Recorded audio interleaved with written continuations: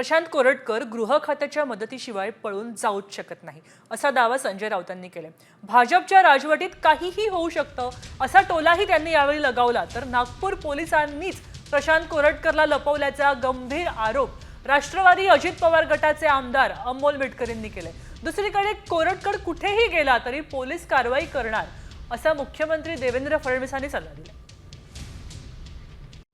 Comscore नुसार आता isakal.com आहे देशातील नंबर 1 ची मराठी न्यूज वेबसाईट। प्रत्येक अपडेटसाठी isakal.com ला नक्की भेट द्या।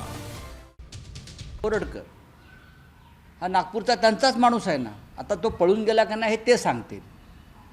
उद्या आम्ही म्हणायचो पळून झाला आणि तो भाजपच्या कार्यालयात कुठेतरी सापडायचा किंवा एखाद्या मंत्र्याच्या बंगल्यात सापडायचा भाजपच्या किंवा वर्षा बंगल्यावर सापडायचा आणि खरोखर हा कोरटकर पळून गेला असेल तर गृह खात्याच्या मदतीशिवाय तो हे पलायन करू शकत नाही।